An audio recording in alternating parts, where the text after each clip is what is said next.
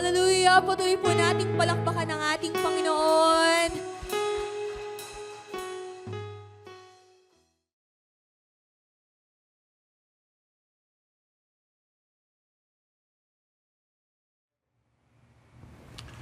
"15 days na lang, national conference na.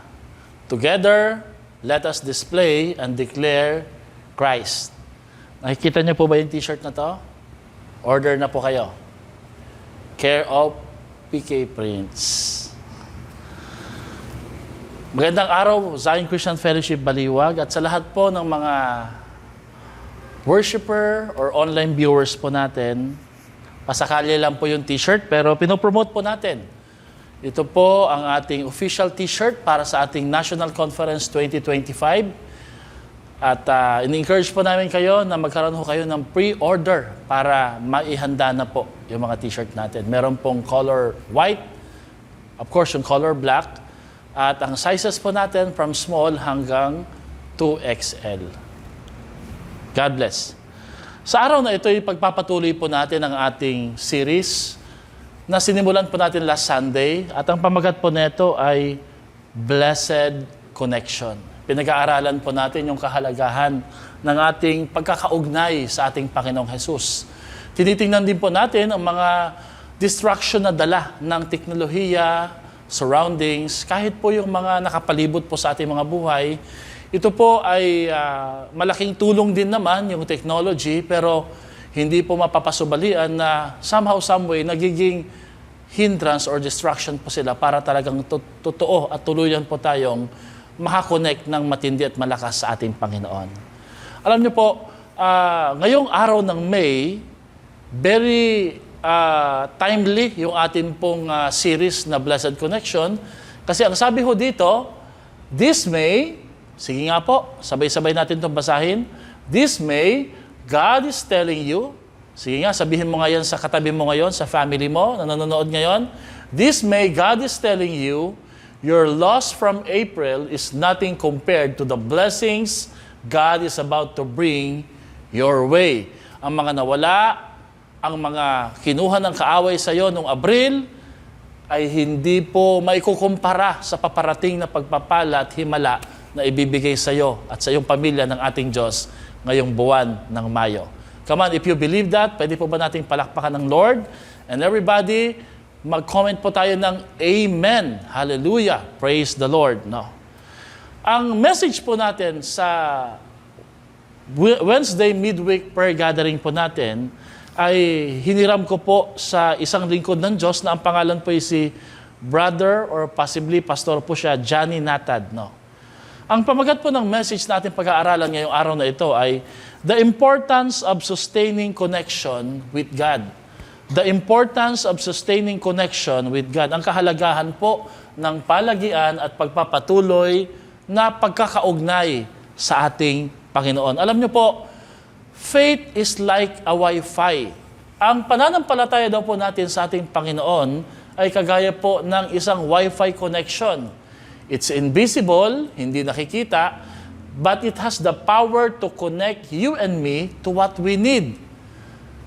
Ang ating pananampalataya ay kagaya po ng isang Wi-Fi connection, hindi nakikita, hindi nahawakan, pero the moment you are connected to that connection, it has the power to connect you to whatever you need.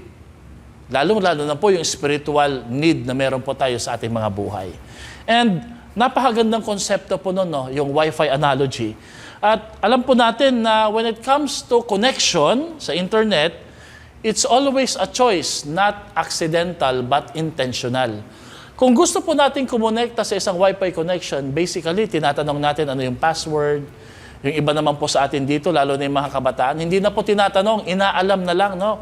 Sabi ng iba, meron daw pong app na ginagamit dyan eh, na kapag may app ka niyan, malalaman mo pa rin, no? Kaya pala siguro yung iba, no, mga kabataan, gabi na po, nasa daan pa rin sila, nakaupo sila sa isang bahay na siguro ang lakas ng connection na yun. Nag-i-stay sila doon at gamit yung cellphone. Siguro nga po dahil merong connection. So yung analogy na yon, yung pagsasalarawan na yon, nagpapakita na hindi po aksidente ang ating pakikipag-ugnay sa Diyos. Ito po yung laging resulta ng ating pagpili sa ating Panginoon. And usually, when it comes to connection, mamimili lang po tayo kung saan ba tayo palagian na konektado. Sa Wi-Fi ba? Sa gadget ba natin? Or sa ating connection with the Lord or with our God? You know, the world today is interconnected. Halos lahat po ay konektado na. At ito po ay nasa kamay lang natin o nasa ating mga daliri within our reach. Kapag atin pong kinuha ang ating mga cellphone, laptop, o di kaya naman po iPad, kapag scroll down lang po natin ito, ginamitan po natin ng ating thumb o ng ating finger, ito po ay kukonekta ho sa ating kaagad-agad, sa ating gusto na marating o mabuksan o maabot. No? Indeed, our high technology made in wireless aid our communication with the people around the planet. No? Dati-rati, ang hirap po makipag-usap sa kabilang ibayo, kabilang barangay, kabilang bahay. Naku, lalo na po yung mga nasa kabilang bansa. Pero ngayon po, kahit po worlds apart, kahit po magkaiba yung time zone, meron pong differential na tinatawag, pwede hong mag-usap, no? Pwede ho nating makonekta within our reach using our smartphones, gadgets with our fingertips, no? At ang kagandahan naman po nito ay it facilitate people close to us na kahit malayo sila, na ilalapit po sila doon. Pero alam niyo po, hindi po mapapasubalian that as people get closer to each other using the super tech machine, people are getting farther and distant from God. Ulitin ko po yun, no? As people get closer to each other using these gadgets and technology, people are getting farther away or distant from God. Habang nilalapit po tayo sa ating kapwa, sa ating mga mahal sa buhay ng mga gadget at technology na to, unti-unti naman tayong nalalayo sa ating Panginoon. Pinag-aralan natin yan last Sunday, di po ba? Yung mga virtual blunders, yung pong ghosting, di po ba? Yung SIM card analogy. Marami po tayong pinag-usapan na although nakakatulong ang technology, pero somehow, some way, para pong nagiging superficial na lang at nagiging mababaw, ampaw ang ating pananampalataya. Tingnan niyo po ito, no? Bakit ganon sa mga online or di kaya on-site meeting po natin, tingnan niyo po yung picture, no? Parang required na dapat walang interruption ang mga meeting kasi po yun yung sabi ng boss. Dapat ay ang ating pong mga connection ay hindi po napuputol, hindi po dapat natatanggal. Pero bakit pagdating sa ating Panginoon, parang ang dali-dali lang po natin ma-distract sa mga gadget na to, sa mga connection na to, no? Kaya nga po, ito po isang bagay na dapat po natin pag-isipang maigi, no? Kasi kaya naman talaga natin na palagian na nakaugnay at nakakonekta sa ating Panginoon. Again, it's always a choice. Kagaya po ngayon, kung ikaw'y nakakapanood ngayon on time habang ito po ay piniplay, ibig sabihin po noon ay pumili ka at nagdesisyon ka na umugnay upang mapakinggan at makasama ka at makasabay ka sa atin pong on-time, real-time na pagla-live ng video na ito, no? So, how about ang ating pagsamba sa ating Panginoon, no? Kumusta po tayo, no? Kung tayo po ay konektado sa ating pong mga boss, sa ating mga virtual at on-site meeting, walang distraction, minsan nga po, no, tatawag yung magulang mo, tatawag yung mga kaibigan mo, hindi mo sasagutin, maraming missed call na, ang katwiran mo, nasa meeting kami. At ang sabi ng boss ko, bawal mag-interrupt, bawal merong pong kausap na iba, bawal merong distraction. No? I hope we can also do that with our connection sa ating Diyos. No? Na sa ating pagsamba po, inilalaan po natin ang araw na iyon, para sa Panginoon, isinasantabi natin ang mga distraction, inaalis po natin ang mga bagay na pwedeng gamitin ng kaaway para maging hadlang, para di tayo makapag-focus sa ating Diyos, sa ating daily quiet time, sa ating mga pananalangin. Hindi ko ba't mas maganda po na yung no interruption rule can also be applied in our spiritual walk with the Lord. Kaya nga po, ang tanong ho dito ay, are we connected still to God? Tayo po ba'y konektado pa rin ba sa ating Diyos? Or are we addicted to our connection with the wireless gadget? Again, hindi ko po sinasabi na wag nating gamitin ito. No? Lagi ko pong pinapaalala na ang technology, amoral po yan. No? Ibig sabihin po, hindi yan masama, hindi rin po yan lubos na mabuti, depende ho sa gumagamit.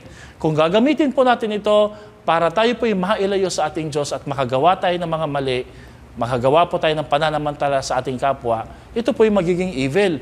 Pero kung ang paraan at ang intensyon ng ating paggamit sa mga technology na ito ay para makagawa ng mabuti at matulungan yung iba at lalo na po mapalagot, mapalapit ang ating connection sa ating Panginoon, then it becomes a tool for help o tulong. No?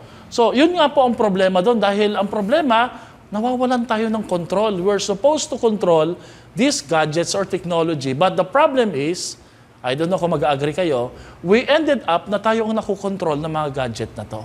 Because ang Facebook, ang mga gadget, ito po ay nakadisenyo ho pala nung una as communication and connection, pero kalaunan, ito po ay dinisenyo na para ma-hook up po ang mga tao para gamitin po ito ng tuloy-tuloy. Sabi nga po, Diaan, no? I finally realized that people are prisoners of their phone. That's why they are called cellphone. No? Nakakalungkot po no, na tayo po ay nakakulong. No? Hindi man tayo literal na nasa likod ng rehas, himas rehas. No? Pero nakakalungkot po, limitado po tayo. No? Hindi natin naririnig yung sinasabi ng kapamilya natin, mahal natin sa buhay. Hindi natin napapansin na may kailangan na pala natin yung tulungan. Hindi natin napapansin na meron tayong napapabayaan. No? Minsan nga po, no, mapunta lang ng CR, pagkatagal-tagal sa CR. Bakit? Kasi nga po, yung intention po na pagpasok sa CR, hindi talaga yung nagampanan na intention. Ang intention po niya ay nagsiselfon po sa loob doon. No? Ang problema ho dito, ito po yung nagiging kulungan at naglilimita sa ating mga buhay. Alam natin yung danger ng too much na paggamit ng mga gadgets like sa ibang bansa. Sila po yung nahuhulog sa bangin, tumatawid sa kalsada, nababangga. Yung iba pa nga po hindi po namamalayan, nakakaakyat na pala sila sa mga elevator o sa mga parking na mini elevator po na nagdadala sa kanila sa matataas na palapag without them realizing or knowing yung danger po na kalakip po nito. Samahan pa ho natin yung mga disgrasya sa daan, di po ba?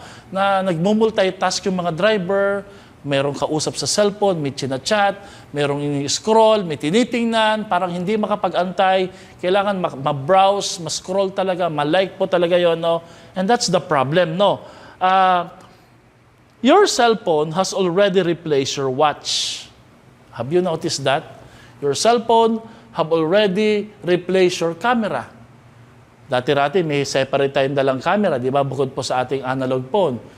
Your cellphone has replaced the calendar and the alarm clock. So, ano nakalagay po dito? Don't let it replace your family.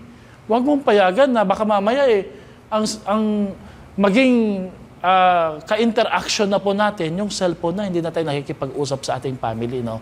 At masaklap man po na katotohanan, yan nga po talaga ang nangyayari ngayon, miski po sa ating relasyon sa ating Panginoon.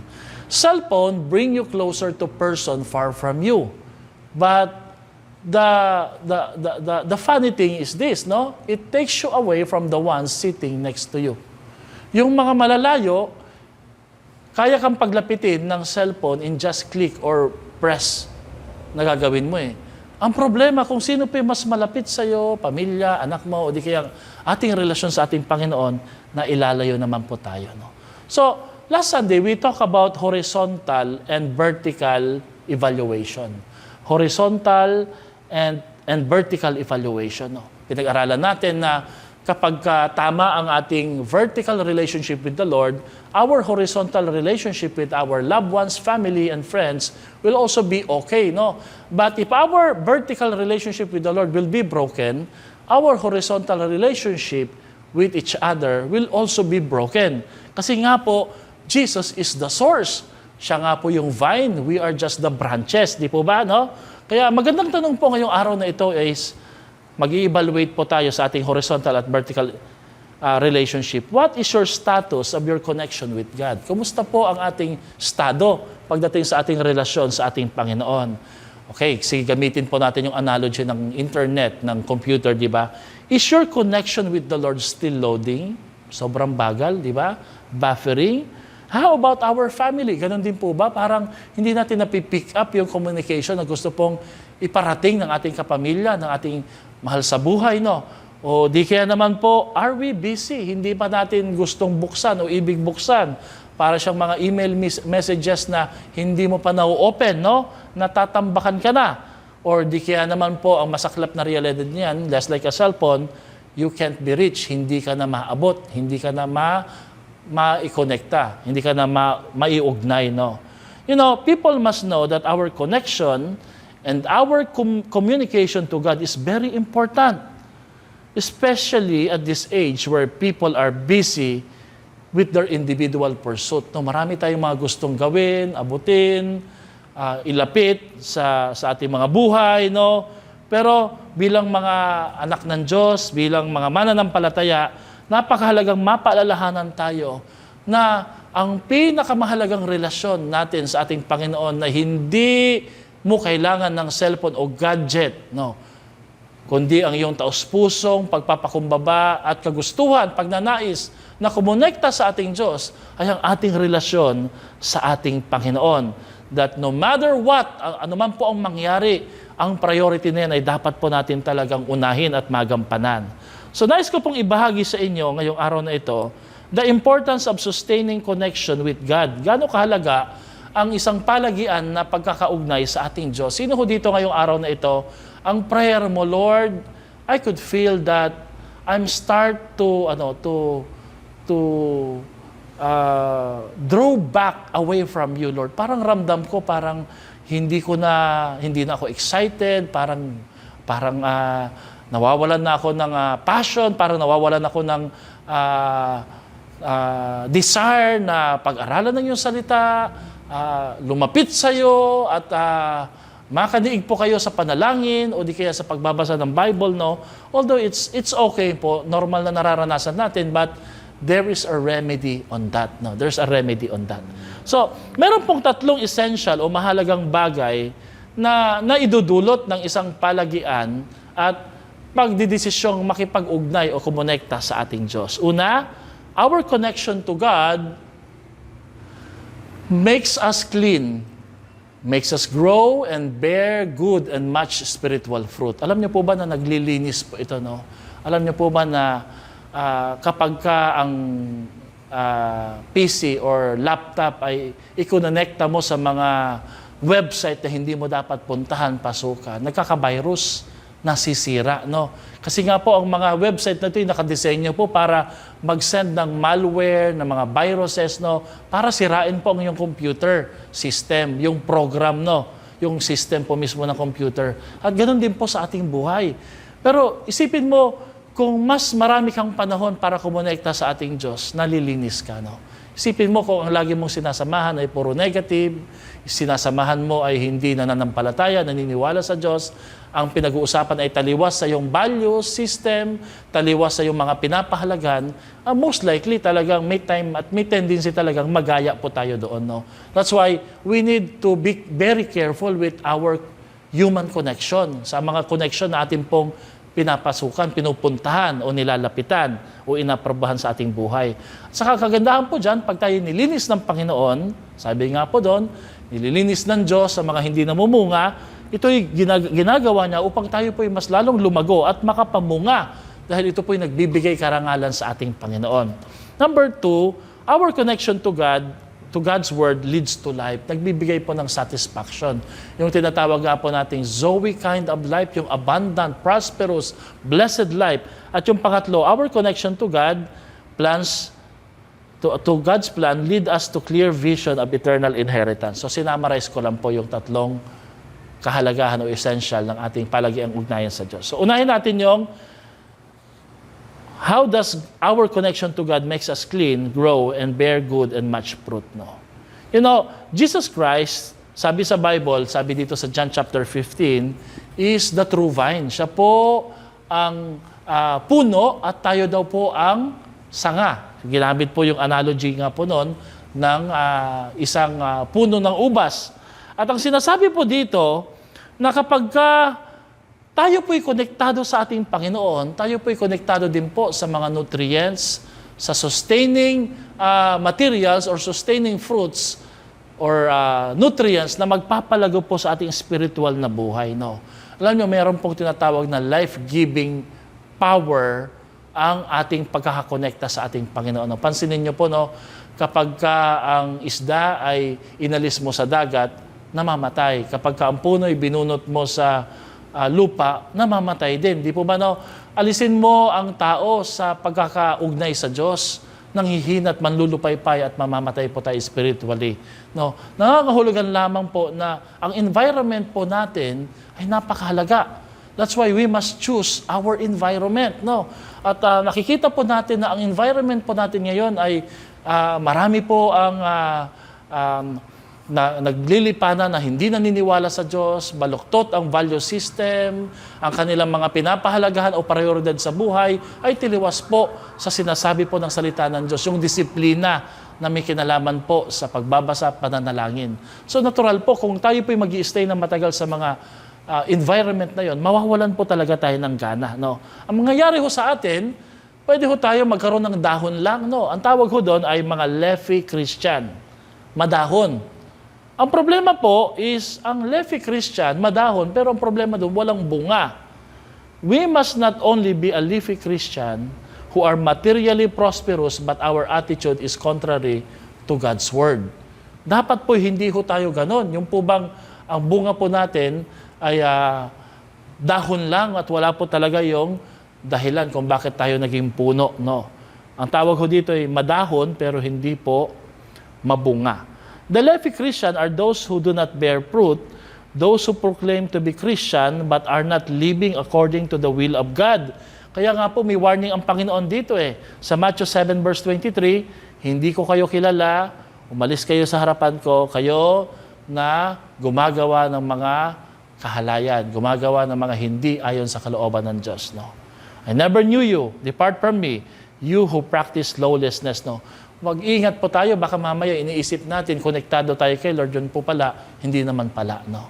So ang talatang ito ay patunay po na pwede tayong mag-assume, mag-presume, pwede nating isipin na ang ating sitwasyon o kondisyon sa harapan ng Diyos ay okay na okay. Pero only God would know. No? Kaya nga po napakahalaga na nai-evaluate po ang ating buhay. No? Ano pong nangyayari sa mga leafy Christians, mga Kristiyanong madahon lang pero hindi mabunga? No? Sabi po sa Matthew chapter 3 verse 10 and then 7 saka 19, every tree that does not bear fruit, which is, ito nga po yung description ng leafy Christian, mga Kristiyanong puro dahon lang, is cut down and thrown into the fire. Naku, napakatakot po dito, no? Alam nyo, napakarami kasing distraction talaga sa buhay. Pleasure will take away our purpose. Ito nga po yung connection ng technology. Kapag wala kang malinaw na purpose sa buhay, napakadali kang libangin, aliwin, at akayin ng mga kasiyahan o pleasure sa ating buhay. So, kagaya po ng wireless gadgets, do our gadgets make you grow and become fruitful spiritually? Yan po yung problema doon. Kasi kung hindi tayo nagiging fruitful, hindi tayo nagiging malago, siguro po ay kung hindi man po natin dapat tanggalin, alisin, ay moderate na paggamit o di kaya regulated, babawasan natin. Kukontrolin po talaga natin. Kasi ba po, hindi tayo nakokonekta pala kay Lord, nakokonekta tayo sa mga technology lamang. Ayon kay Robin Sharma, sabi niya, cellphones, mobile, email, and other cool and sleek gadgets can cause massive losses in our creative output and overall productivity. Totoo po yun, di po ba, no? Kung titingnan po natin, pwede sanang nagamit natin para makipag-usap sa ating mga anak o sa ating asawa o di kaya sa pagpaprocess sa kanilang nararamdaman, no? Become a listening ears to them o di kaya sa pagtulong sa kapwa o di kaya sa sarili na lang natin, mag-exercise, magbasa ng libro. Napansin ko, wala nang gusto magbasa ng libro ngayon, no? No, pag nasanay ka na sa cellphone, subukan mo magsulat ka, no, pumirma ka gamit ang ballpen. Parang hindi ka na sanay gumamit ng ballpen kasi puro stamp na lang ginagamit natin. Namamali-mali na po yung sinusulat natin. No. At higit sa lahat, nami-miss po natin na maging productive. At gusto po natin na maging productive tayo sa araw. You know, pag hindi po tayo nagiging productive, nagkukos din po ito ng stress sa ating mga buhay.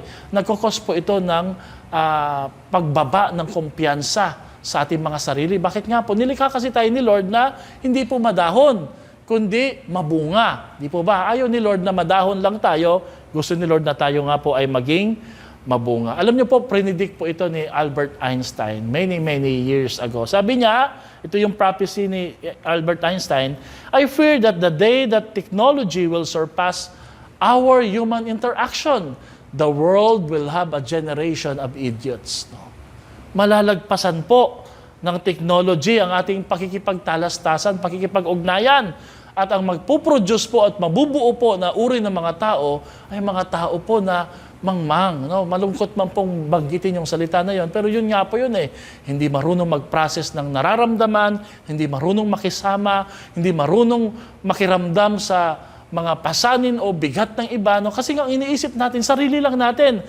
The gadgets and the technology, come to think of it, it makes us selfish. Isn't it right, mga kapatid, no? Kung titingnan mo yung mga bata, ganun nga po yung mga bata, di ba? Tatanggalin mo, nagagalit, makikipag-away sa'yo. Kung minsan po, lalabas po hindi magandang pag-uugali. That's selfishness, no? The problem is, when adults and seniors will act like a child, na parang selfish po sila, no? We don't care about other people's feelings, no? So ito po yung problema. Totoo nga po yung sinabi ni Albert Einstein. Okay, kapangalan ko pa ho siya, no? Kaya nga po, sa John chapter 15, verse 1 to 10, tayo po inutusan ng ating Panginoon, pinaalalahanan na tayo manatili sa Kanya. No, grabe po ang gandang paalala nito, no? Sa Blessed Connection, manatili sa Kanya. Hindi lang dahil paglinggo, hindi dahil magdi-devotion tayo, hindi dahil meron tayong cell group, meron tayong Sunday service na dadaluhan.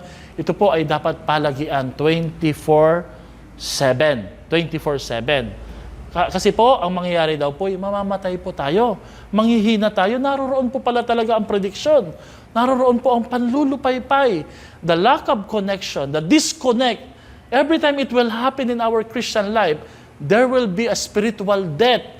A death of our passion, of our compassion, of our empathy, emotion, and even our ministry. Bakit po? Kasi merong nagkaroon ng disconnect di ba? Disconnect. Naalala ko dati, akala ko connected pa ako sa Wi-Fi. Naalala ko dito sa SM, nung bago-bago lang kami dito sa church, sa Baliwag, 2011.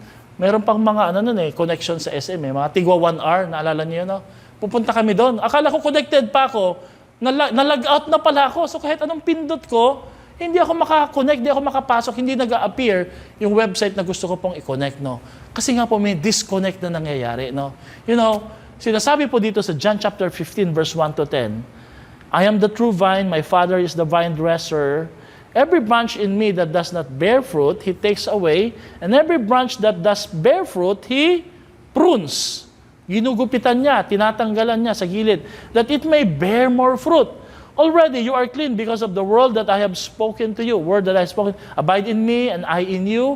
Because as the branch cannot bear fruit by itself unless it abides in the vine, neither can you unless you abide in me. I am the vine, you are the branches. Whoever abides in me and I in him, he is that bear much fruit. For apart from me, you can do nothing. Verse 6, if anyone does not abide in me, he is thrown away like a branch and withers. Natutuyot po pala talaga, no? Natural, kung hindi na konektado, matutuyot talaga, manghihina. And the branches are gathered and thrown into the fire and burned. But if you abide in me, Jesus said, and my words abide in you, ask whatever you wish, and it will be done for you. By this, my Father is glorified, that you bear much fruit, and so prove to be my disciples. As the Father has loved me, so I have loved you.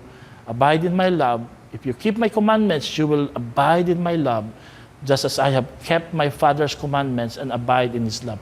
Very beautiful po na paalala ng ating Panginoon. No?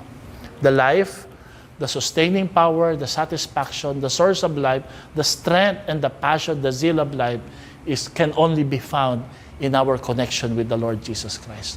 You want to become more passionate, you want to become more strong sa kabila ng mga pagsubok sa buhay, get back with your connection kay Jesus. Sa Kanyang salita, sa Kanyang pananalangin, sa disiplina, sa Kanyang community now. So napakahalaga ang ating connection kay Lord because it makes us clean, hinuhugasan tayo, tinatanggal po ang mga maling connection po sa atin, parang Bluetooth. or Wi-Fi, kailangan mong i-unpair. Everybody say unpair, no? Hindi unfair, unpair. Tatanggalin mo yung mga nakakonekta dati na hindi na mo na dapat i-connecta. Mga maling na-connectahan mo para makakonekta ka sa bago na mas maayos. Number 2, our connection to God's Word leads to life. Our connection to God's Word leads to life, no? Ang ating pagkakakonekta sa ating Diyos ay mangyayari lamang sa pamamagitan po ng ating paggalang at pagrespeto muli sa Kanyang buhay na salita, no? You know, bilang pastor, na-realize ko na I am not above the law of discipline, no? That when I say sa mga cell leaders, mag-devotion kayo, gawin nyo ito, no? I always make it and see it, that I always follow it, no? When there's time na may nalalagpasan ako, I always ask God for confession because I believe this is not just about discipline. This is not just about becoming a model. This is all about life, sustaining life kay Lord, no? Napapansin ko, pag ako hindi konektado kay Lord, binibilisan kong pagbabasa, hindi ko talaga agarang pinagbubulay-bulayan o talaga, hindi ko talaga ginagalang ang kanyang salita, hindi ko siya inuuna. Napansin ko, parang I always have a bad day. Naranasan niyo po ba yun, no? When you start your day wrong, you will end your day wrong. But when you start your day right with the Lord, you will end your day right with the help of the Lord, no? So na-realize ko po na ang salita ng Diyos, ito ho yung pinakapagkain natin, hininga, hangin, at clean water. Without them, we will die. Mamamatay po tayo. At totoo po yun, dahil yun po yung sinasabi sa Matthew chapter 4, na nagmula po sa Old Testament verse din. Deuteronomy chapter 8 verse 3, sabi dito, man shall not live by bread alone, but by every word that proceed from the mouth of God. Ang tao po hindi lamang nabubuhay sa tinapay, kundi sa pamamagitan po ng salita ng Diyos na nagmumula sa bibig ng ating Panginoon. Napakahalaga po, no? Are we still in love with the Word of God, no? You know, before you will depart from the Lord, it will always start with departing from the Word of the Lord, no? Laging magsisimula sa Kanyang salita, no? So, kaya nga po, ang sinasabi ko po dito sa una, pwede ka magmukhang malago, madahon, pero ang tanong ho doon, mabunga ba? May bunga po ba doon, no? You know, hindi tayo nilikha ni Lord para magbigay ng dahon lang yun. Nilikha tayo ni Lord para magbigay bunga. Kasi yun po yung design ni Lord sa atin bilang mga anak ng Panginoon. Now, gano'ng kahalaga ang salita ng Diyos, no? Sabi nila, mahalaga ang salita ng Diyos. Nagbibigay ito ng instruction, nagbibigay ito ng gabay, patnubay, nagbibigay ito ng inspiration. But more than that, the Bible says in John chapter 6 verse 63, that the Word of God is the Spirit and the life. No, magbago tayo ng pag-iisip kasi baka iniisip nyo, ang Biblia parang vitamins na pag ininom mo ay lalakas ka, eh. No, ang salita ng Diyos po ay mismong buhay natin mismo. Na kapag ka ikaw ay hiwalay sa salita ng Panginoon at hindi mo ito madalas na ini-intake sa iyong spiritual life, there will be no life. So natural po talaga na mapanghihinaan po tayo, no? At manlulupay-pay po tayo. Kaya napakahalaga po na magbalik loob po tayo sa salita ng Diyos, no? We must treasure the Word of God more than our daily meals. Kung gaano po kahalaga na hindi tayo dapat magmintis sa pagkain. Iba sa atin dito, bawal magutom, di ba? Hindi pwedeng magutom, eh. Ganon din po lalo na sa salita ng Diyos. Kung kaya mong i-program yung isip mo na dapat kumain ako ng umaga, may merienda, medyo nararamdaman ko, kumakalam na yung sikmura ko. Kung meron kang pakiramdam sa katawan mo na nangangailangan na ng pagkain physical, lalo po sa spiritual. But the problem is this, we set aside, we don't listen, and every time na hindi na tayo nakikinig, hindi natin pinapansin, nai-immune po tayo doon sa pagkagutom hanggang tayo po ay nagiging malnourished po sa salita ng ating Diyos, no? Okay? Job chapter 23 verse 12, sabi dito, iginagalang ko ang iyong salita mula po sa inyong bibig, higit pa sa anumang mga pagkain. I have esteemed the words of His mouth more than my necessary food. No? Do you have that desire? No? Kung ikaw may inaabangan na ulam, may inaabangan kang pagkain, sa mga fast food, McDo, Jollibee, nagkikrave ka, no? Do you crave sa Word of God? No? Do you have that craving? No? You know, dinala ko po itong Bible na to, kasi yung Bible na to kay Jethro to, eh. You know, ang anak namin, nag-request po talaga siya na ang kanyang Bible po, hindi po bigay lang namin. Hindi po yung minana lang niya sa kanyang ate na sira-sira na, wala ng cover. Talagang nag-request po siya sa kanyang mama na bilhan po siya ng Bible. May kamahalan lang po, but we need to invest. And you know, Jethro would always read the Bible. We have our daily night reading. Lagi kami nagbabasa. We're into the book of Psalms na. Natapos na namin yung Proverbs. Umatras po kami. Pero talagang Jethro is a reader, but not just a reader, he is an observer of the Word of God. No? You know, buti pa po yung mga bata pa po tayo, no? Ang dali nating turuan, ang dali nating rumispeto, magbigay galang sa salita ng Diyos. The problem when we accumulate lot of knowledge, dun po tayo nawawala sa ugnayan natin sa ating Panginoon. That's why, sinasabi po sa Bible, tingnan niyo yung mga batang ito, gayahin yung kanilang pananampalataya, faith like a child. No? We can learn something sa mga bata.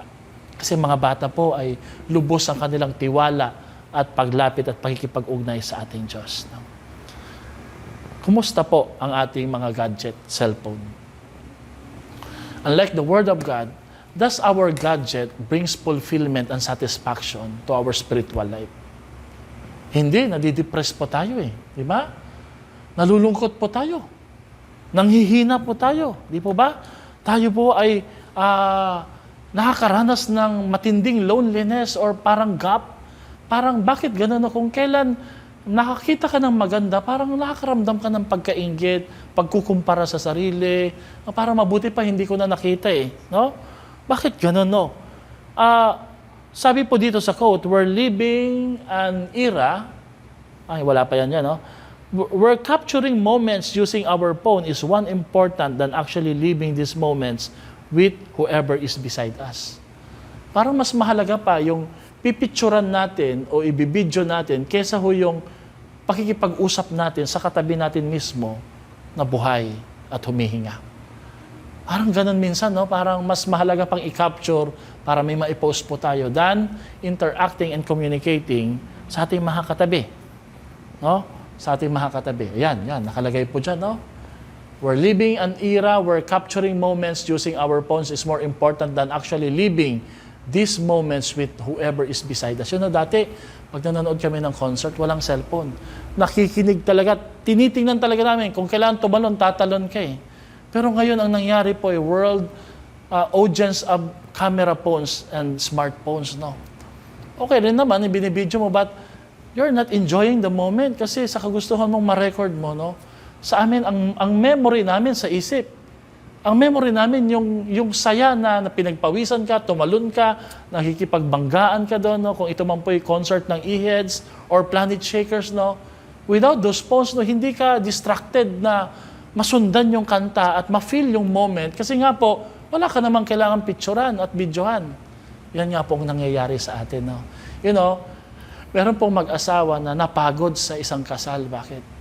Kasi po, lagi silang pinipicturan. Ang dami pong utos ng photographer. Pupo daw dito, punta dito yung mga kamag-anak, mga kaibigan, pati mga kaklase. No? Hanggang nagreklamo sila, sabi nila, pwede po bang moment naman po namin? No? And come to think of it, mga kapatid, yan nga pong nangyayari. We become enslaved with this kind of standards ng social media. Na everything must be captured talaga, no? Na nawawalan na po yung essence ng living with these moments. No? Totoo po yun. Meron talaga mga kinasal na nagreklamo na sila, na napagod na sila kakangiti, na wala na silang time para mag-usap, i-enjoy yung moment, kumain ng kailangan picturean pa, ngingiti pa na matindi. No? Nakakalungkot. Sabi ni Margaret Heffernan, the cellphone has become an adult's transitional object, replacing the toddler's teddy bear for comfort and sense of belonging. No? Na yung mga gamit na hindi dapat pang bata pa, binibigay na natin. Na yung squishy at comfy na teddy bear na dapat niyayakap nila, nilalagay natin sa isang matigas na gadget na naka-access po ang kanilang isip, diretso po sa mundo. Actually, they're not accessing the world eh. We have just given the world an access to their life sa mga bata na to, sa kanilang mga napupuntahang website. No? At very dangerous kahit po sa mga matatanda na kailangang matulog na, hindi pa nakakatulog.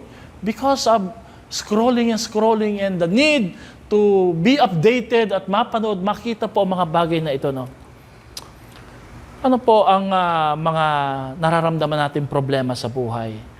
Yung mga tanong na yon, do you have life's problem? What is our destiny in life? No, all those questions can't be found in our gadgets and social media. Kahit sa AI, no? But the questions about the life's problem and the destiny of life can be found in the Word of God. Psalms 42 verse 1 to 2 says, we must have a deep yearning of God's Word every day in our life as the deer pants for the water. Basahin nga po natin to, kung paano ang usa ay nauuhaw sa batis. Ang aking kaluluwa, Panginoon, ay nauuhaw din sa iyo. Ikaw na buhay na Diyos, no? Hanggang kailan ako lalapit at kailan ka magpapakita sa akin. Napansin niyo po yung yearning na yon, no? Ang usa ay nilikha ng Diyos para sa batis eh. Hindi mabubuhay ang usa pag wala ang batis, no? Ewan ko ba kung bakit nabubuhay pa rin tayo sa mundo na to. We move on without God. Pinipili nating magpatuloy sa buhay na hindi na po kasama ang ating Diyos. And we wonder, bakit ganon? Bakit palpak? Ba't may mga nangyayaring hindi maganda, no? The disconnect already happened.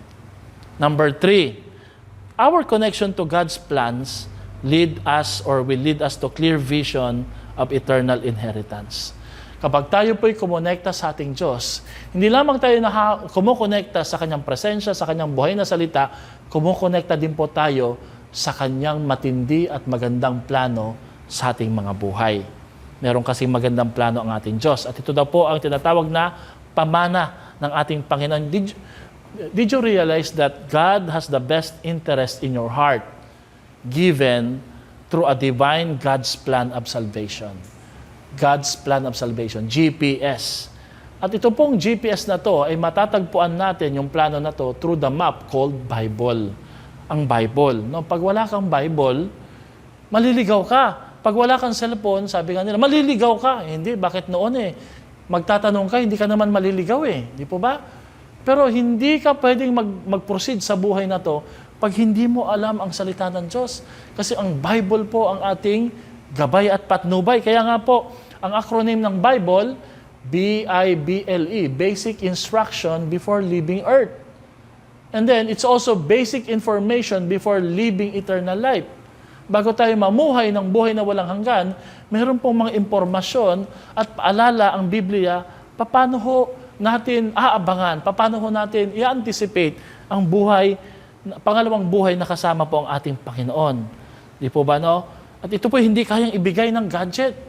Ang gadget po hindi pwedeng basahin, alamin kung ano po ang mangyari sa pangalawang buhay.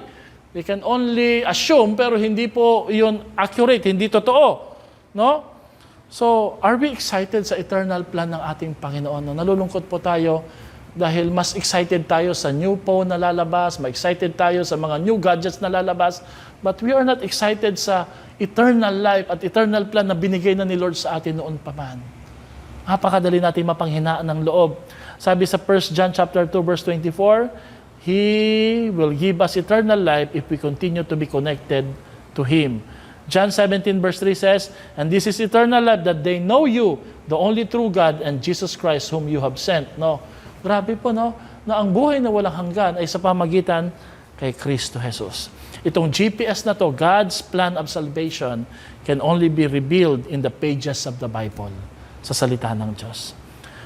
Sa Revelation chapter 22 verse 14, it says, blessed are they that do His commands, that they may have right to the tree of life, and may enter in through the gates into the city. Napapansin niyo po, no? Sa Biblia, lagi pong lumalabas yung salitang tree. Sa garden, merong tree, no? Si Jesus, in-illustrate niya ang kanyang sarili bilang tree, puno, no? Sa dulo po ng pinakahuling libro ng Biblia, meron din pong tree, the tree of life, no? At ang sabi ho dito, pinagpala ang nananatili sa kanyang mga utos at sila'y bibigyan ng karapatan na makalapit sa puno ng buhay sa pintuan ng syudad ng ating Panginoon. Napakahalaga po nito, mga, because we're only pilgrims in this world. Hindi tayo permanente dito. Hey, if you think taga dito tayo, if you think hanggang dito na tayo, magtatagal tayo dito. You're wrong. Hindi tayo magtatagal dito. Tayo po'y passerby lang, pilgrims lang. Hindi ito ang totoong tahanan natin. Ang sabi sa Book of Hebrews, the world will never be enough for us because there is something great, a city that has been prepared for us doon po sa langit pagdating ng tamang panahon. So itong tatlong essential na ito, pinapaalala ko sa inyo that our connection to God will make us clean, grow and bear good fruit, spiritual fruit. Our connection with God will lead to life. Our connection to God will lead us to clear vision of eternal life. Our great God, come to think of it, is always connected with us 24/7. And how come, hindi tayo willing na makipag-connect sa Kanya? He is always waiting for us. He wants us to abide in His love. The question is, are you willing to be connected with the Lord? If you open and read your Bible, if you pray for wisdom, meditate and be humble, God is also open and listening, acting 24/7. Makikita mo po, na yung sigla na hinahanap mo, yung excitement, yung joy, ay marirecover po natin. Galing yan sa ating Panginoon. Amen po ba doon? Are you willing to connect or reconnect to the Lord? I hope all of our answer ngayong araw na to is yes. Resounding yes. Because God really wants us to be connected to Him always. Gusto ko pong mag-close dito sa atin pong pinag-aralan last Sunday. Sabi dito, to the one who hasn't spent time with Jesus lately, yung mga pumalya, nanghina, bumagsak, nanlumo, nagkulang. Sabi dito, alalahanin mo na hindi ka itutulak papalayo ng Diyos kung ikay lalapit sa Kanya. Hindi siya nagbibilang ng mga pagkamalian mo, lalo na sa mga araw na nagmintis ka sa pakikipag-usap sa Kanya.